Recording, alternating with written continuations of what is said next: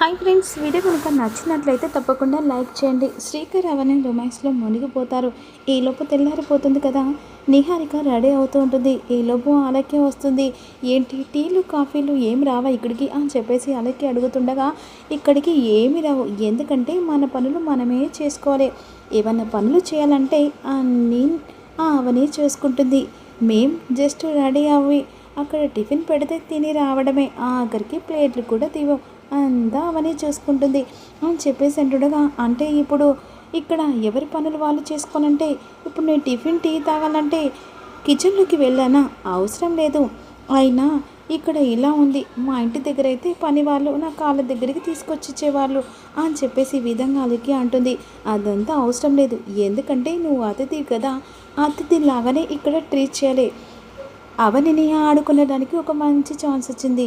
ఎలా అంటావా, ఇప్పుడు అతిథి కాబట్టి అవని దగ్గరికి వెళ్ళి టీ కాఫీలు ఇక అన్ని ఐటమ్స్ అడుగు, అది చెయ్యి ఇది చెయ్యి, ఇక వాషింగ్లో బట్టలే, అంతేకాకుండా అన్ని పనులు నువ్వే చేయాలని చెప్పేసి అవనితో అను. ఇక ఇవన్నీ అవన్నీ చేయాలి అను. ఎందుకని అడిగితే అతిథి కాబట్టి ఇవన్నీ పనులు నువ్వే చేయాలని చెప్పు. అవునా, ఇదేదో ప్లాన్ బాగానే ఉంది.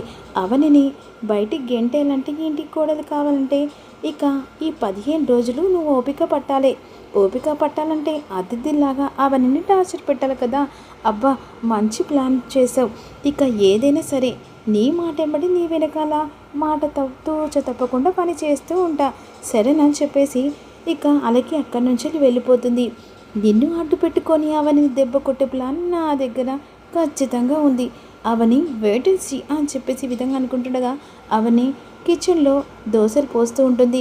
నాకు టిఫిన్ కావాలి అని చెప్పేసి ఉంటుండగా, 10 నిమిషాలు ఆగు, లేదు నాకు ఆకలిస్తుంది, టిఫిన్ ఖచ్చితంగా కావాలి, 10 నిమిషాలు ఆగమన్నాను కదా. అయినా ఇక్కడ ఆల్రెడీ దోశలు పోస్తున్నాయి కదా, అది పెద్దవాళ్ళకి, వాళ్ళు టాబ్లెట్ వేసుకోవాలి, అవసరం లేదు, నాకు ఖచ్చితంగా టిఫిన్ కావాలి, ఇవి తీసుకుంటాను చెప్పేసి అంటుండగా, అప్పుడు దోశలు వేస్తున్నా అట్ల కాడతో ఒక్కసారిగా ఆ లెక్కకు వాత పెడుతుంది. ఇక అప్పుడు గుర్రం ముర్రం మోరుగుతూ ఉంటుంది. ఒక్కసారిగా అందరూ హాల్లోకి వస్తారు. ఏమైంది, అలా చేసావేంటి అని చెప్పేసి నిహారిక కిట్టు అంటూ ఉంటాడు. అయినా అతిథిని అలా చేస్తున్నావు, అసలు అతిథి అంటే ఎవరు, అన్నీ మనమే చూసుకోవాలి దగ్గర నుంచి, అలాంటప్పుడు నువ్వు ఇలా ట్రీట్ చేసి తనని కాల్పడం ఏంటి? అవును, అయినా ఇదంతా ఏంటి, ఇలా చేయడం ఏంటి, ఇదేం నచ్చట్లేదు అని చెప్పేసి ఈ విధంగా పెద్దరాజా అంటూ ఉంటాడు. అదే సమయానికి శ్రీకర్ కిచెన్లోకి వస్తాడు. ఏంటి, ఏం జరుగుతుంది? అయినా ఒక్క 10 నిమిషాలు వెయిట్ చేయమన్నాను కదా, పెద్దవాళ్ళు తిన్న తర్వాత మనం తినాలని చెప్పేసి నేను ఆగమన్నాను. తను ఆకలి అంటే నాకు బొళ్ళు మొండింది, అయినా బుద్ధి చెప్పినా కూడా తనకు రాలేదు అని చెప్పేసి అవని అంటుంది.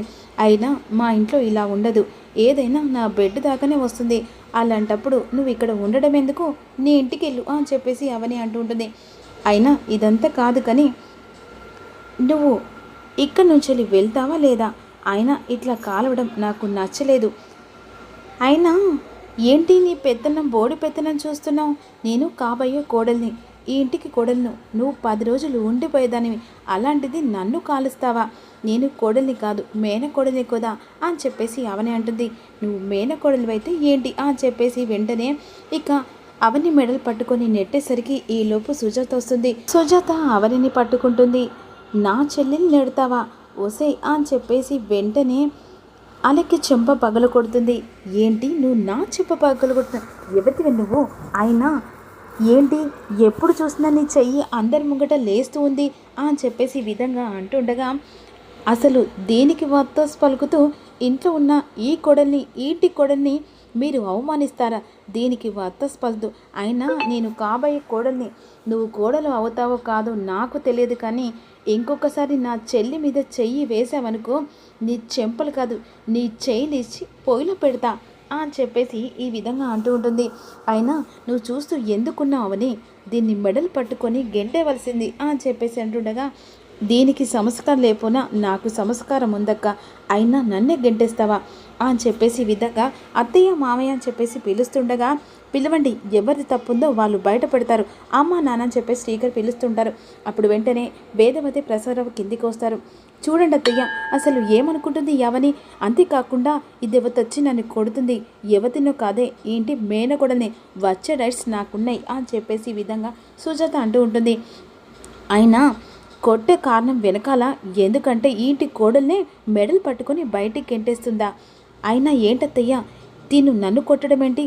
నాకు దీన్ని చూస్తే ఎక్కడో అని చెప్పేసి ఈ విధంగా అలెక్క అంటూ ఉంటుంది. కూల్ అలెక్య, అయినా ఇలాంటిది గాల్లో వచ్చి గాల్లో పోతుంది. అవును, దానికి వత్తస్ పలుకుతూ స్వయ్యారంగా సింగురంగా అని రెడీ చేస్తున్నారు. మనిషికో పని చేయాలి కానీ రెడీ ఇలా ఇక కాలుగాయిన పిల్లిలాగా దాని వెనకాల పొగ వేస్తూ మీరందరూ తిరుగుతున్నారని చెప్పేసి సుజాత అందరికీ వార్నింగ్ ఇచ్చి మాట్లాడుతూ ఉంటుంది. అయినా ఇదంతా కాదు, ఈ గొడవ ఇక్కడనే వదిలేసేయండి, ఇదంతా కాదని చెప్పేసి ఈ విధంగా అంటుండగా, అమ్మ నువ్వు మళ్ళీ ఇలాగే మాట్లాడతావేంటి? ఇక వదిలేమని చెప్పాను కదా, నేను ఇంటి కోడల్ని, కాబోయే కోడల్ని, నన్ను ఇలా అవమానిస్తే ఊరుకోనని చెప్పేసి అలాగే అంటుంది. వదిలేమన్నాను కదా, గొడవ వదిలేయండి అని చెప్పేసి ప్రసారం అన్న తర్వాత వెంటనే నువ్వు ఇక్కడ అని చెప్పేసి సుజాత అవన్నీ తీసుకొని బయటకు వస్తుంది. అయినా ఏంటి అసలు ఇంట్లో ఏం జరుగుతుందో, నువ్వు ఏం చేస్తున్నావు? నీకు సవితి పోర వచ్చింది, నీ కళ్ళకు కనిపించట్లేదు, అది మెడలు పట్టుకొని గెంటేస్తుంది. అయినా నువ్వు ఇలా ఎలా ఊరుకుంటున్నావని నాకు మాత్రం తెలియట్లేదు. అయినా అక్క ఇదంతా వదిలే, ఎలా జరిగేది అలా జరిగింది. 10 రోజులు ఉంది కదా, ఈ 10 రోజులలో ఆ అమ్మవారు ఇలా జరిపిస్తుంది అనుకోవచ్చు కదా. నువ్వు అమ్మవారంటున్నావు కానీ అది చేసేదంతా చేస్తుంది. 10 రోజులలో అది ఇంటికి కోడలు కావాడానికి పెత్తనం చేస్తుంది. నాకు ఎందుకో అమ్మవారి లీలలు అనిపిస్తుంది. విగ్రహం మాయం కావడం, ఇక వాళ్ళు ఎత్తుకెళ్ళడం, అంతేకాకుండా వీళ్ళ చేతిలో చేరడం, ఇప్పుడు అలాగే వచ్చి ఇంటి కోడలు కావడం, దీని వెనకాల అమ్మవారి ఇక నిర్ణయం వెనకాల తన ఆలోచనతో బట్టి ఇక ఎలాంటి కథ మలుపు తీసుకెళ్తుందో అక్క. అమ్మవారి లీలను లేని ఏది జరగదు. ఏమో నాకేందో తెలియదు కానీ నువ్వు మాత్రం ఇలా ఉండడం నాకు నచ్చట్లేదు అని చెప్పేసి సుజాత కోపంగా వెళ్ళిపోతుంది. అలిక్య జరిగిందంతా గుర్తు చేసుకుని బాధపడుతుండగా, ఏంటి ఏం ఆలోచిస్తున్నావు అని చెప్పేసి నిహారిక వస్తుంది. అయినా ఇక నాకు ఇక్కడ నచ్చట్లేదు, నేను అనుకున్నది ఏది జరగట్లేదు అని చెప్పేసి ఈ విధంగా అలిక్య కంగారు పడుతుండగా, ఇదంతా కాదు, నువ్వు శ్రీకర్ని సొంతం చేసుకో. ఏంటి కోడలు కావాలంటే ముందు నువ్వు ఒక పని చేయాలి. శ్రీకర్ని నీ సొంతం చేసుకొని, అది ఎలా? ఏముంది, నా దగ్గర పర్ఫ్యూమ్ ఉంది, దీనివల్ల నువ్వు శ్రీకర్ని సొంతం చేసుకోవాలి. మా కిట్టుగాడు పక్కదువ పట్టకుండా చేసే పని నేనిదే. ఈ పర్ఫ్యూమ్స్తో వాడిని నా బుట్టలో వేసుకుంటాను.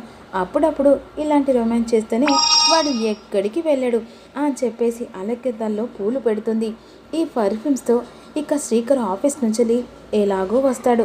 నువ్వు కాస్త కొట్టుకొని శ్రీకర్కి కొట్టేసి అప్పుడు వెంటనే నీ బుట్టలో పడిపోతాడు. నిజమా? నిజం కాదు, నువ్వు చూడు. ఈరోజు నీ బుట్టలో పడిపోయిన తర్వాత తెల్లారి ఇక కుర్రో ముర్రని ఉతుకో. అంతేకాకుండా నా జీవితం సర్వనాశనం చేశాడని ఒక్క టాక్ వచ్చిందనుకో, ఈలోపు పెళ్లి జరిగిపోతుంది. అప్పుడు అవనిని 10 రోజులు కాదు కదా, 5 రోజులలో మెడలు పట్టుకొని గెంటేవచ్చు అని చెప్పేసి ఈ విధంగా ఇక పర్ఫ్యూమ్ అలెక్కి చేతిలో పెడుతుంది. ఇక అలెక్య ఆ పర్ఫ్యూమ్ పట్టుకొని శ్రీకర్ గది వైపు వస్తూ ఉంటుంది. ఈలోపు శ్రీకర్ అవన్లు మాట్లాడుకుంటూ శ్రీకర్ అవని నెత్తిలో పూలు పెడుతూ ఉంటాడు. బావా, నువ్వు రోజు ఈ తల్లో పూలు పెట్టడం, ఇక ఇది ఇలాంటి ఎవ్వరు చేరు ఏ భర్త కూడా అని చెప్పేసి అవని ఇలాంటి భార్య కూడా ఇలా అర్థం చేసుకోవడం ఎప్పటికీ దొరకడు. ఇదంతా అలెక్య చాటుగా చూస్తూ కోపంగా చూస్తూ ఉంటుంది. అయినా 10 రోజుల్లో ఉండిపోయేదాన్ని, ఈలోపు అలెక్యతో నీ పెళ్ళి జరుగుతుంది. అయినా నిన్ను వదులుకోను. మీరు ఏ గొడవైనా సరే నిన్ను మాత్రం లైఫ్లో వదులుకోలేను. ఒకవేళ వదులుకునే పరిస్థితి వస్తే నా ప్రాణం పోతుంది అని చెప్పేసి ఈ విధంగా అంటుండగా, మీ గొడవ వల్ల నువ్వు మాత్రమే నా ప్రాణం, అలెక్య కాదు అని చెప్పేసి శ్రీకర్ మాటలు విని అలెక్య షాక్ అయిపోతుంది. రెగ్యులర్ ఎపిసోడ్ కావాలంటే కామెంట్ చేసి లైక్ చేయండి.